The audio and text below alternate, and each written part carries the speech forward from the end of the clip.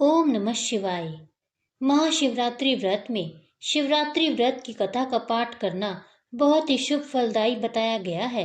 शिव पुराण में भी इस व्रत की महिमा बताई गई है।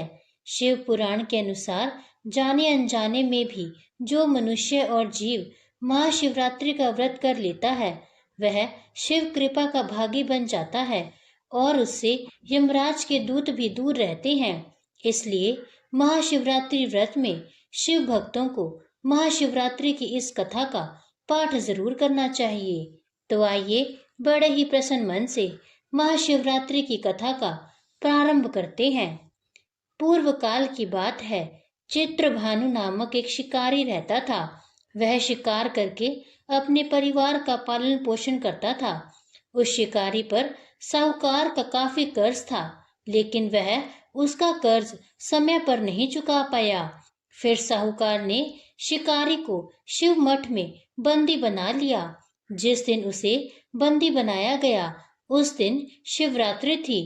चतुर्दशी के दिन उसने शिवरात्रि व्रत की कथा सुनी और शाम होते ही साहूकार ने उसे अपने पास बुलाया और ऋण चुकाने के बारे में कहा।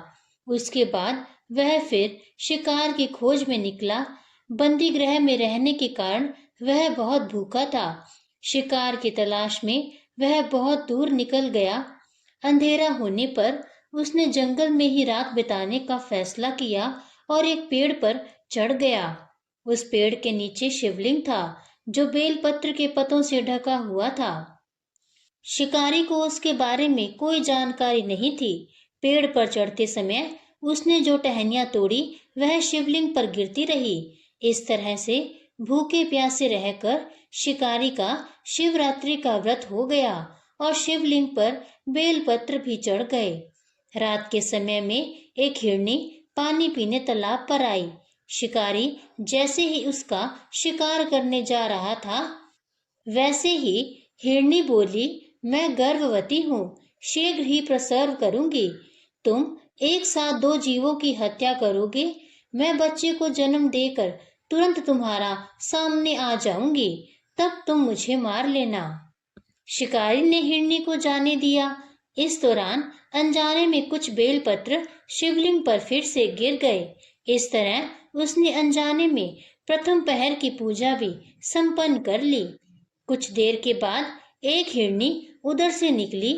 जैसे ही शिकारी उसे मारने के लिए धनुष बाण चढ़ाया तो हिरनी ने विनम्रता पूर्वक निवेदन किया कि शिकारी, मैं थोड़ी देर पहले ही ऋतु से निवृत्त हुई हूँ, कामातुर विहरणी हूँ, अपने प्रिय की तलाश में हूँ। अपने पति से मिलकर मैं तुम्हारे पास आ जाऊंगी। शिकारी ने उसे भी जाने दिया। रात का आखिरी पहर बीत रहा था, तब भी कुछ बेलपत्र शिवलिंग पर जा गिरे। ऐसे में शिकारी ने अनजाने में ही अंतिम पहर की पूजा भी कर ली। इस दौरान वहां एक हिरनी अपने बच्चों के साथ आई। उसने भी शिकारी से निवेदन किया और शिकारी ने उसे भी जाने दिया। इसके बाद शिकारी के सामने एक हिरण आया। शिकारी ने सोचा, अब तो मैं इसे यहाँ से नहीं जाने दूंगा, इसका शिकार करूंगा।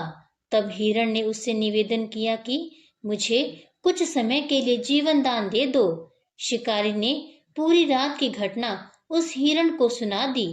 तब हिरण ने कहा कि जिस तरह से तीनों पत्नियां प्रतिज्ञाबद्ध होकर गई हैं, मेरी मृत्यु से अपने धर्म का पालन नहीं कर पाएंगी। जैसे तुमने उन्हें विश्वास पात्र मानकर छोड़ा है, मुझे भी जाने दो। मैं उन सब के साथ तुम्हारे सामने शीघ्र ही उपस्थित होता हूँ। शिकारी ने उसे भी जाने दिया। इस तरह सुबह हो गई। उपवास, रात्रि जागरण और शिवलिंग पर बेलपत्र चढ़ाने से अनजाने में ही शिवरात्रि की पूजा पूर्ण हो गई। लेकिन अनजाने में हुई पूजा का परिणाम उसे तत्काल मिला। थोड़ी देर बाद हिरण और उसका परिवार शिकारी के सामने आ गया। उन सभी को देखकर शिकारी को बहुत गिलानी महसूस हुई। उसने पूरे परिवार को जीवन दान दे दिया। अनजाने में शिवरात्रि व्रत का पालन करने पर भी शिकारी को मोक्ष की प्राप्ति हुई। जब मृत्यु काल में यमदूत जीव को लेने जाने आए तो शिव गणों ने उन्हें वापस भेज दिया और उसे शिवलोक ले गए।